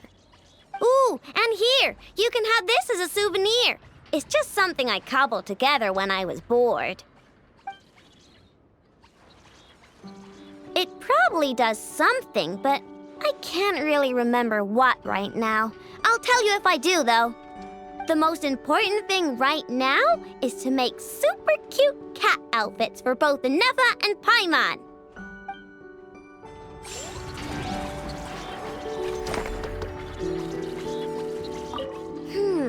What color should I...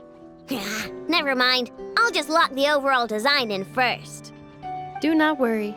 Aino is an excellent craftswoman. I am sure whatever she makes will look great.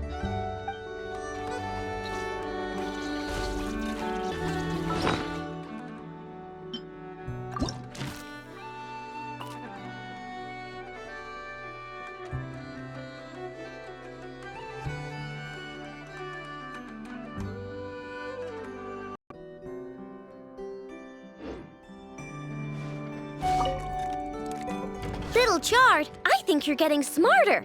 You actually pick out useful treasures from the trash now.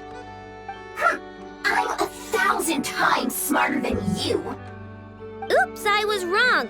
It's your arrogance that's been skyrocketing. Maybe I should take that flower back.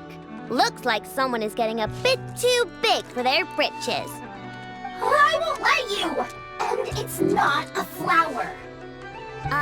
Yeah it is. It's the one I put on you last time. Well, I won't let you take it. Why? Because it makes me smart.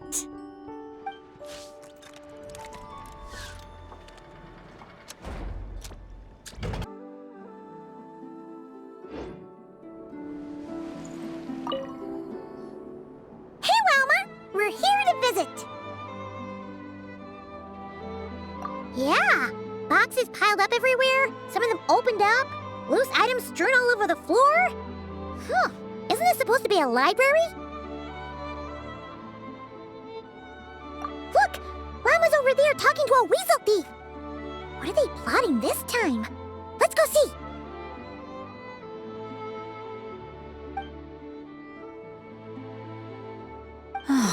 Be that as it may, we don't have any urgent excavation work for you at the moment, so please, stop digging holes all over the place, all right? That's a good child. Here, this Mora is for you. That's the weasel thief from last time, right? What was Lauma saying? Have they found another relic? Hello there, traveler, Paimon. Welcome to the library. Is there anything I can help you with?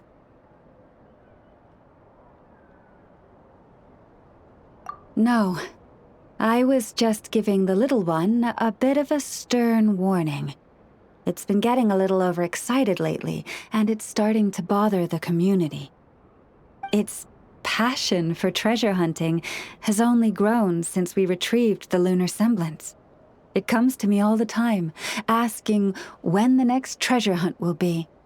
I keep repeating that we now have more than enough documents and relics in our library to occupy our research. But alas...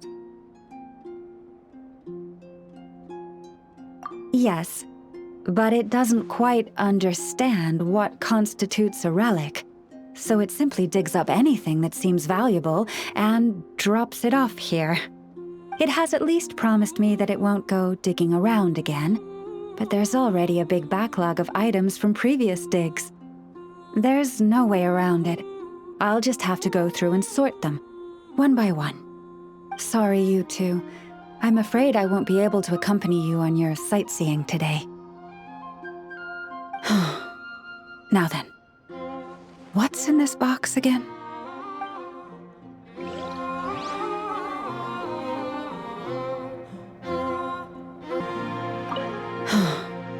Now then, what's in this box again?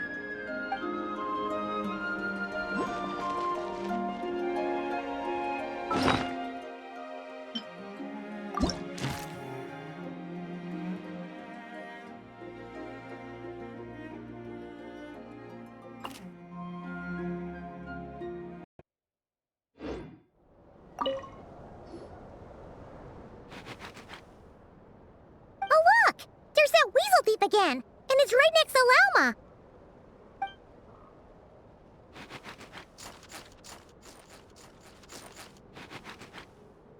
Huh? It took off. Come here. Our little friend asked me to pass this Mora on to you. Huh? Why would a weasel thief give her its Mora? As I said, it greatly admires your treasure hunting abilities and wishes to join you in unearthing every treasure chest in this world. Consider this its deposit. When Mora is involved, a weasel thief never lies. Keep it safe. This coin represents an agreement between you and the weasel thieves. Or at least, this weasel thief.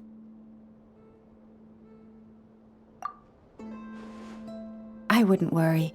I know I said it's an agreement, but I believe it just wants to make friends with you. It didn't know what kind of gift you'd like, so it chose to give you its favorite thing. Please do. If you're interested in taking up the offer, leave some dried lacca berries by your pillow when you get home. It's very fond of those. Not too many, of course. It might struggle to burrow its way home if it eats too much.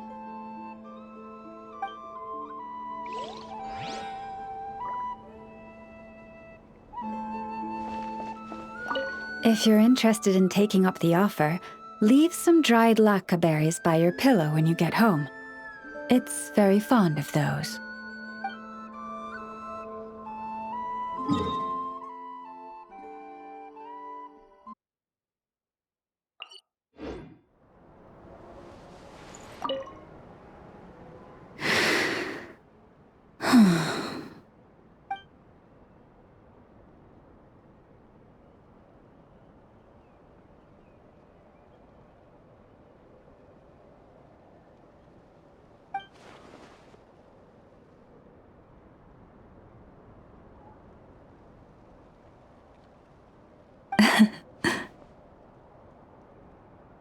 There's no need to apologize.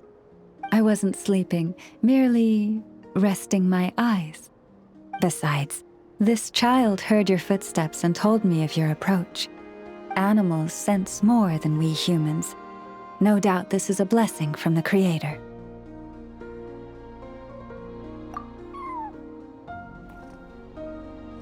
It acknowledges you as a kind soul.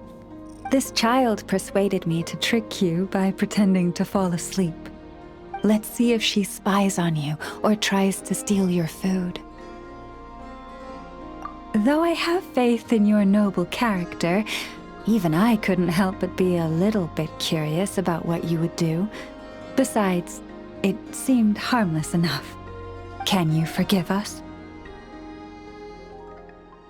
Oh, I completely forgot to ask. What is it that brings you here? So that's how it is. I thank you for your concern. All is well with me. As it so happens, we received a large amount of fresh fruit today. Perhaps you'd like to eat some with me?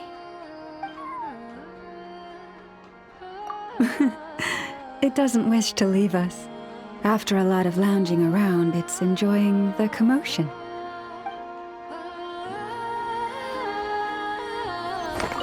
May your road ahead be smooth.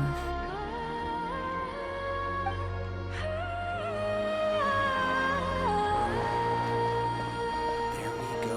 Another task done and dusted.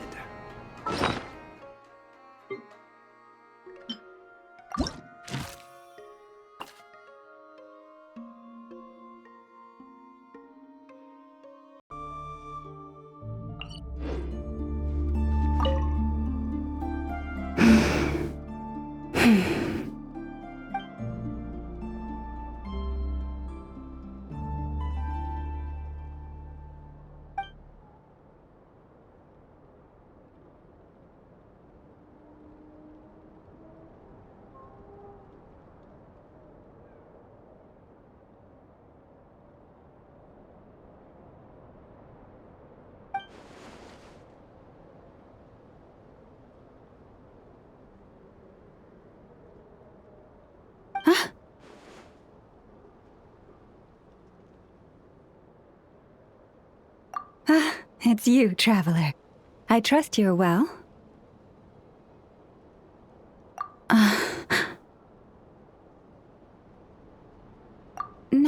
No, that's not it at all. It's just, my antlers are quite heavy. I almost toppled over.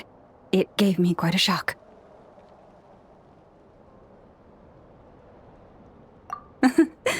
Indeed it does.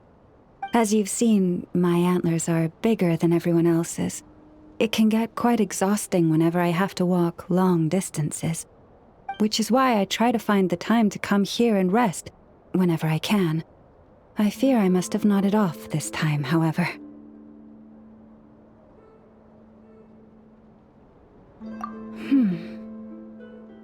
I'm afraid nothing much helps beyond finding somewhere to sit down every now and then and taking a rest. Miss Aino once offered to produce a mechanical device that would help support my neck and antlers. While I was grateful, it didn't seem to be entirely... how should I put it?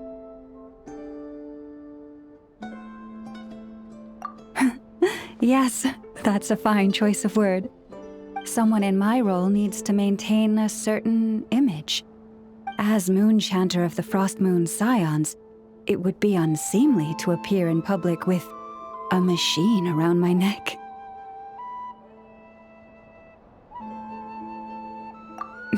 Indeed.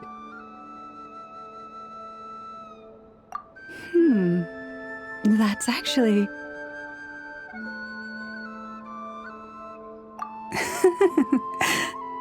I must say I found that quite the amusing mental image. Thank you. A good laugh was exactly what I needed to chase the tiredness away.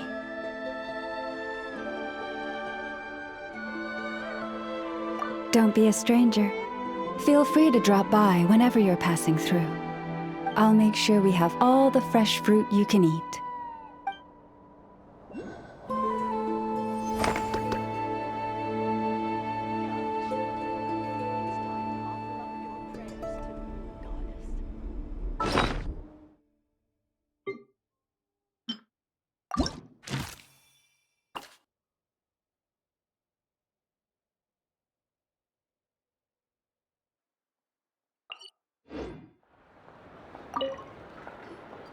Huh?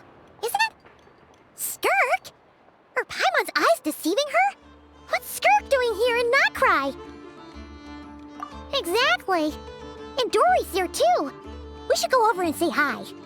Well, my. Such an exquisite radiant exoskeleton. Come, let me take a closer look, so I can make sure to offer you a fair price. Please, take a seat and rest a while. If you have anything you'd like to eat or drink, I'd be more than happy to... Let's not waste time. Just tell me how much you're offering. Of course. Just a moment. Remarkable. Not so much as a scratch. Even the very best bounty hunters would struggle to retrieve a radiant exoskeleton of such quality. Skirk! Dory! What are you two doing here? I came to look around Notcry, and thought I'd take the opportunity to make a little mora. What's this? My most valued customer is already acquainted with my most valued customer? Is Paimon hearing things? Or did you just say most valued customer twice? Naturally, my most valued customers are equally valued, so you both receive my most effusive enthusiasm. Please, rest here a moment while I work the price out. You've gotten stronger.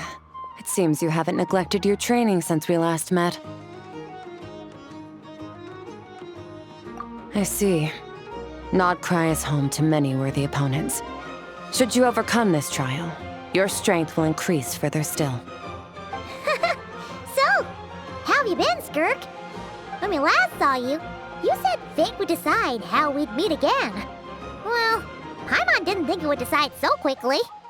Was it quick? It's felt like a very long time to me. My life will experience little change until a true turning point arrives. But as for you, you are at a pivotal point in your journey. Have care. Victory and defeat are seldom long-lived. Excuse me, dear customer. After careful consideration, I'm prepared to offer you 6 million mora for these radiant exoskeletons. I assure you that this is the fairest possible price.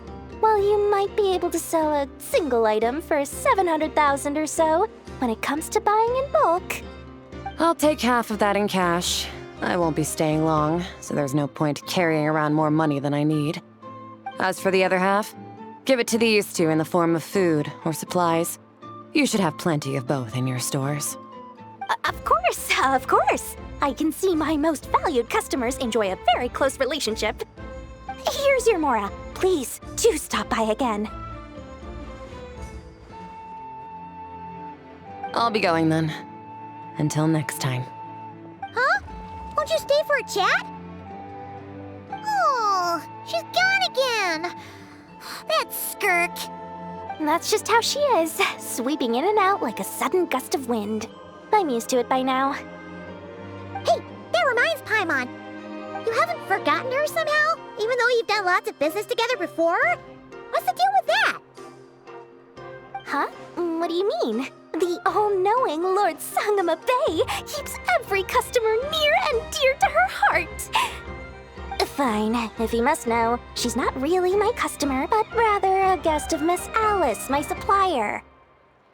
Miss Alice introduced her to me, and now she drops by from time to time to do business. She's the perfect customer. She always brings quality goods and doesn't care too much about the price. Whoa! That's one suspicious-looking grin. You're not ripping her off, are you?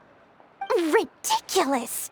A strong, mysterious customer like that who brings me valuable items? I practically worship the ground she walks on. Dory's Divine Bazaar is a fair and reputable business. Now, I promised I'd supply you with food, so it's about time I start hunting for ingredients. 3 million mora. What can I find that's worth 3 million mora? It looks like I'm going to have to dig out something very special indeed.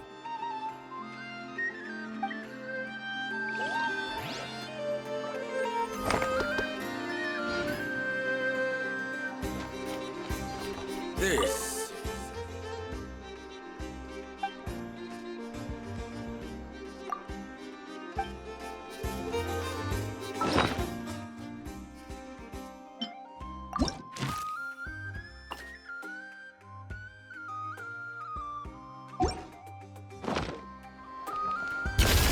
Into the void!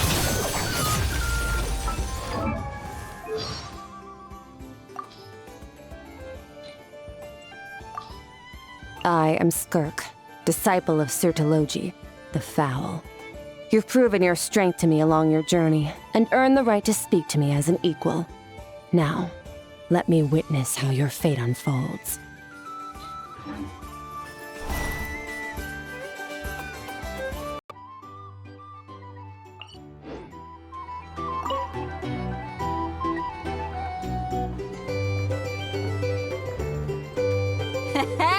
If it isn't the Traveler! Didn't expect to see you here! This surprise meeting is pretty sick. I should spin it into a tune right here!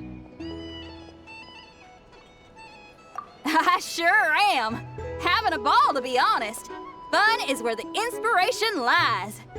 Most of my songs might be about rebellion and breaking down prejudices and all that, but that doesn't mean I have to beat a serious rhythm all the time. Too much of a downer really ruins the feel of a song. You gotta keep it bright sometimes, you know? You gotta relax and recharge. That way, you'll be ready to kill it when it's time to perform.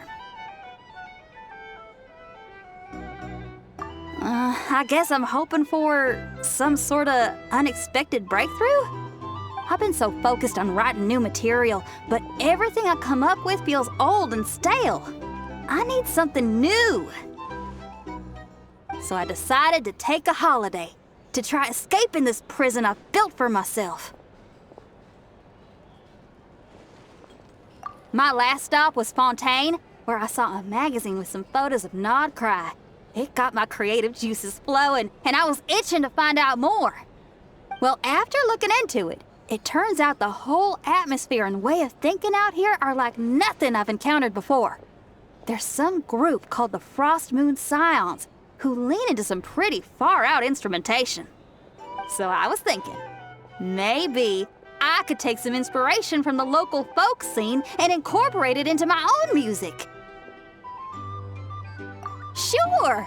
I want to try adding a few flutes and keys, plus some of the more out-there melodic phrasing. Obviously, I can't just flip genres completely. Still gotta keep the core lyrical and musical themes intact. Anyway, when I got to Nasha Town, I bumped my guitar case on some corrugated iron, and it made this really funky sound. I got this sudden flash of inspiration. I shouldn't just be looking for new instruments to improve my music. I should be trying to enhance my guitar's timbre, too!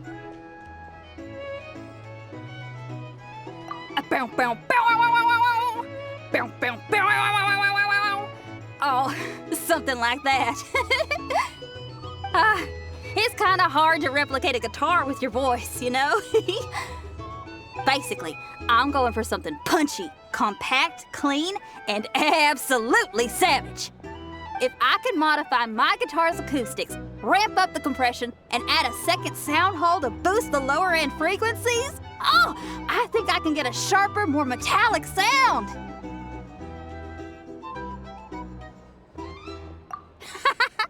Thanks for the support. Oh man, my motivation's like a double bass drum going at 200 BPM right now. Give me a bit to play around with this and hammer out the kinks. I'll invite you to the official unveiling of my breakthrough sound soon enough.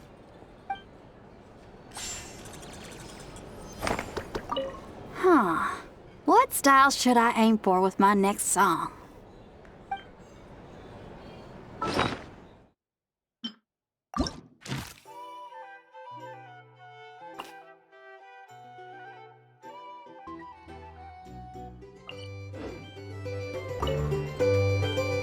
And in summary, that's the commission we're here for. How's that sound to you, Jahoda? All the same to me. You should ask yourself one question, though. You want to catch someone in Nod Cry? How many lives are you prepared to lose for it? Well, I once read a story. It told me that if I find a deer with divinity, I could use its antlers to take my place for one death. And what do you know? Deer happens to be one of the Inazuman characters in my name, and I've got my own life to spare. That makes two. Oh, Traveler! What a coincidence! What are you doing in Nodcry?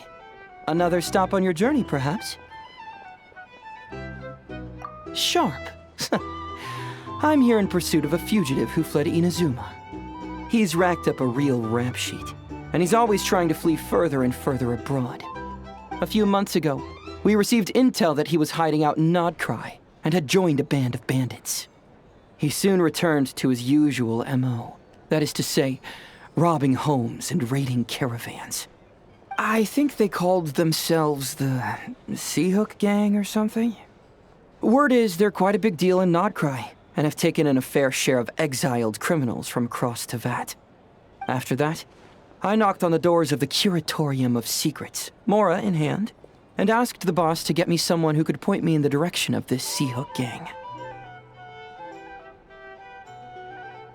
That's right. Judging by your expression, I'm guessing you're acquainted. I can tell. My intuition tells me that if Jahoda became a thief, even I'd never be able to catch her. You can cut the chatter. Boss Neff gave me the job, so it's only natural I'd be good at it. But the Seahook Gang you're looking for isn't the original Seahook crew. The original gang's long since disbanded. The people calling themselves that now are just riding on the name and scamming folks left and right.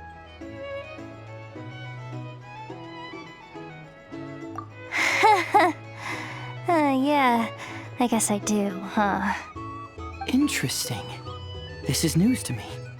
Would you mind telling me more about this new gang of imposters, Jahoda? What's there to tell?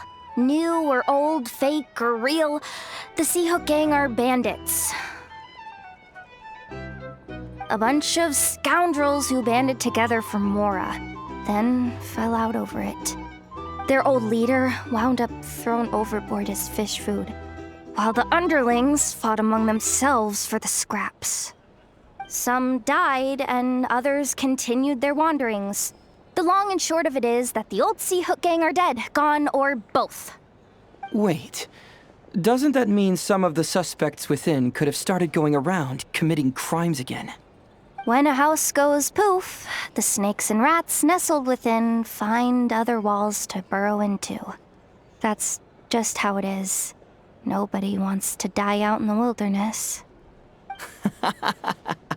But for all the vermin out there, it's also the perfect time to find a good place to settle down, and maybe get a good roommate along the way. If I were a rat, escaping the snake would mean freedom from being hunted down and eaten. When you think about it, that's a good thing. In any case, you've been most helpful, Jahoda. Thank you for the intel. It seems the Mora spent on your services was well worth it. It's honestly a real load-off to know that these people are just imposters using the Seahook Gang's name. I'd have had to admit I was in over my head flying solo against the real gang, with its international cohort of goons and all. Well, wait. You think you can take them on as they are now, all by yourself? Yeah, more or less. After all, I'm only looking for our Inazuman fugitive. I'm not here to bring the whole gang to justice. That's a bold statement, but whatever. I'll help you track the imposters down. What happens after, that's got nothing to do with me. Your kindness is appreciated, but this time I'd rather this be a solo outing. Now, I suppose that's that. I'll leave locating them to you, Jahoda. As for me, I'll get to thinking of how I can haul this scoundrel back to Inazuma and have him confess his crimes.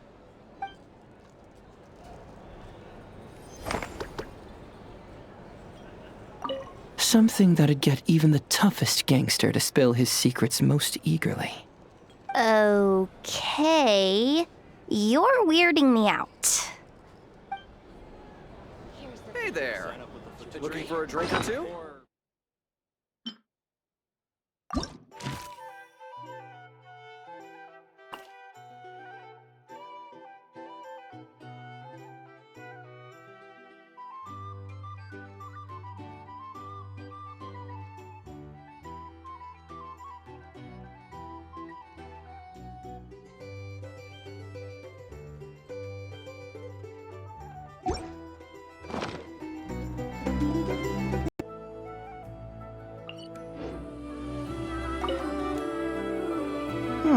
This should just about do it. Traveler? Hello? I didn't think I'd run into you here. Right. I should have realized. Master Jean told me you'd be here. We just didn't know when you'd arrive. I didn't expect to run into you as soon as I set foot in Nodcry. Yes, the Grandmaster sent you a letter, didn't he? He also sent one back to Mondstadt, telling us all about how you were doing. Of course, all the knights back home are still figuring out how to support you. But the Grandmaster wrote that we shouldn't be hasty and that he already had everything in hand. Yep, the Grandmaster's always reliable when it comes to important business. So when he says he'll handle something, we know we can count on him. But of course, if you run into any trouble, remember that the knights will always be there to help you. Feel free to come look for us whenever. After all, you're our honorary knight, a valued member of our order. That's what Master Jean told me to tell you when I departed from Mondstadt. Huh? Give me a moment. I didn't bring any sweet madame with me, but I do happen to have a bottle of our best cider. Captain Kaya asked me to bring it along. He knew you'd miss it. guess he was right. Okay, I need a minute. I put it in my backpack and wrapped it in clothes. Oh, here it is. Go on. Have a taste. I did, of course. When I was leaving, the Grandmaster specifically asked me to bring some bottles of our very best dandelion wine for him. At first, Master Jean protested that my main objective on this long journey was to deliver letters to Nodcry, and she'd rather I not overload my luggage. She said someone else could transport it later. But after giving it much thought, I packed 2 bottles of wine for the Grandmaster anyway. Otherwise, he'd be talking my ear off about how wonderful dandelion wine is while waiting for it to get delivered.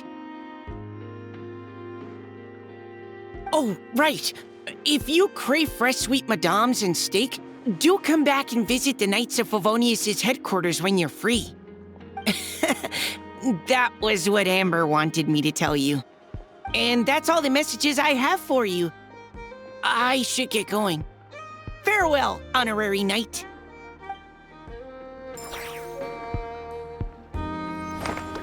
Fruits from every corner.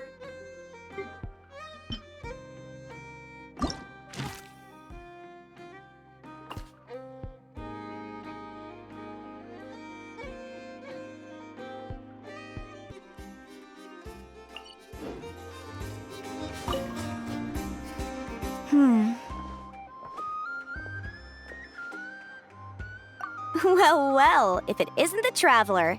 It's been a while for sure. Didn't expect to see you in Nodcry. Oh, if only. Nodcry's even more lawless than I could have imagined. How should I put it? Well, that's just it. This place is quite literally a lawless land. Even if I was hired to provide legal assistance, I suspect it'd all devolve into everyone resorting to the Final Defense Manifesto to air their grievances. Ta-da! Here's your answer. The most direct method of self-defense. Okay, enough of that.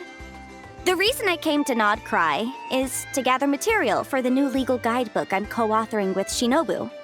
The book's theme centers on the borders of law, and one of its chapters is about what happens when law and order completely breaks down. There's no way I'd be able to get an accurate picture of that back in Liyue. So here I am, this infamous land of lawlessness. As soon as I stepped into Nodcry, I knew I was in the right place. It's not like the law here has broken down. It's more like it never existed at all. And, unsurprisingly, I haven't run into a single person in my line of work. Being a legal consultant here is probably an easy way to starve. Hey, don't worry. I've got Adeptus blood, remember? Ordinary bandits can't even scratch me. In fact, I'm kind of waiting for someone to come and accost me. Then I can drag them aside and interview them on how they survive in such a hostile place.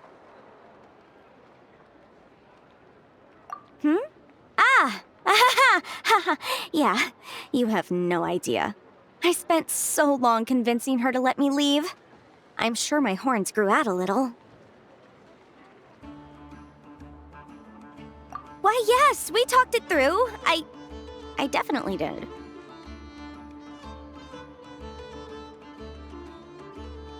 Yes? Yeah. Granny just loves me to bits, you know, and we spoke for ages. Anyway, I'd love to stay and chat, but I've got an appointment with, the Curatorium of Secrets, that's it. So, without further ado, I'll be getting a move on. See you! Bye!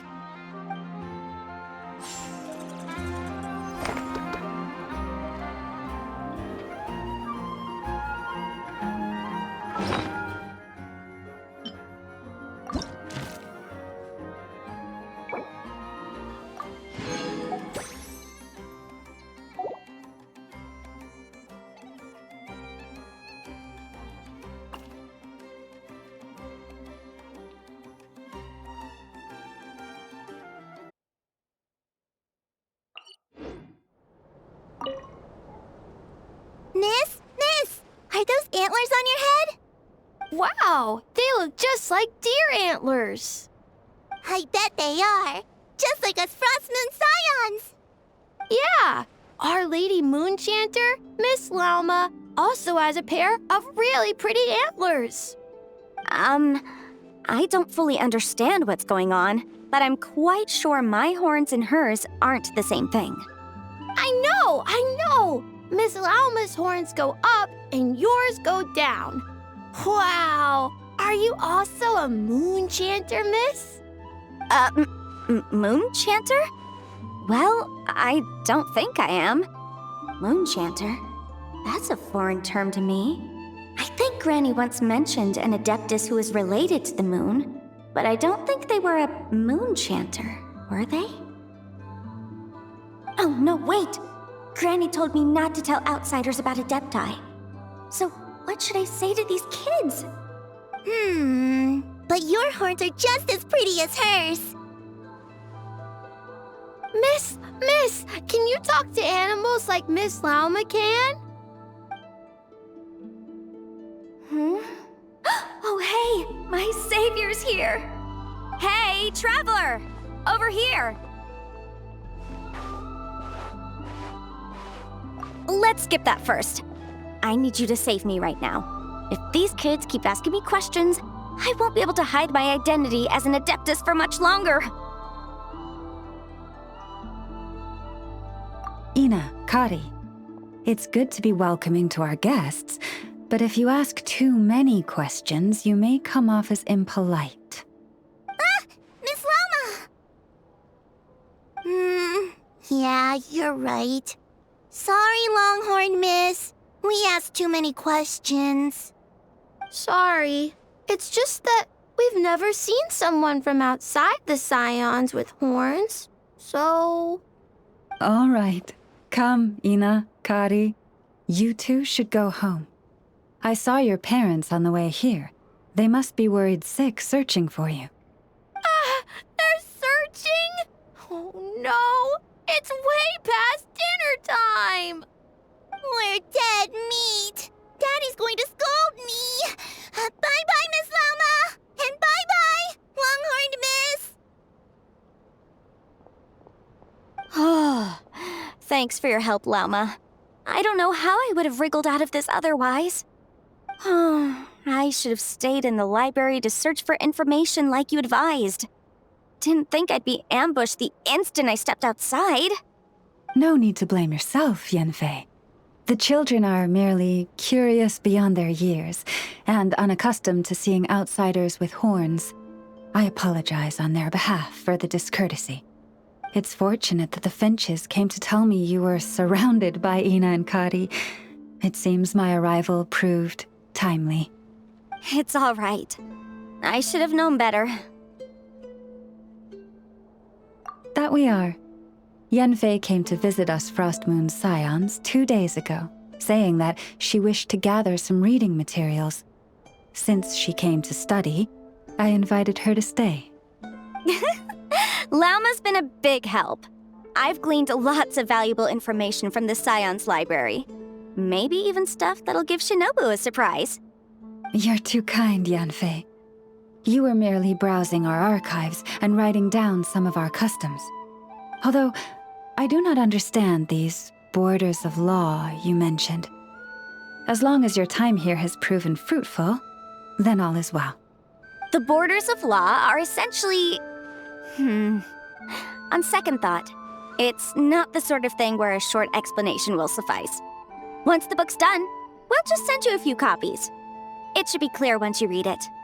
It's a universal law book that should be concise, engaging, informative, and easy to understand. We'll cover legal concepts as well as the regulations present in many nations. Is that so? Well, then I look forward to reading your work, Yanfei. I believe the children will be interested too. I promise it'll be interesting. I guess I should head back to the library and continue my transcribing for now. See you both around. I hope our Adeptus finds what she's looking for. She told me everything on her first visit. I must admit, seeing an adeptus with horns fills me with a sense of familiarity. I listened to her many stories of Liyue's adepti, and in exchange I granted her access to our library. In that, she has thus far proved most rule-abiding. A praiseworthy virtue, I must say. Is that so? Well, that's wonderful. She did mention a certain white horse adeptus while telling me of Liyue's legends. If memory serves, our books do chronicle a divine envoy who once dwelled on the moon. Now, do not concern yourself overly with a mere flight of fancy on my part. But now that we have broached the subject, far apart though Liyue and Nodcry might be, both have always bathed in the moonlight.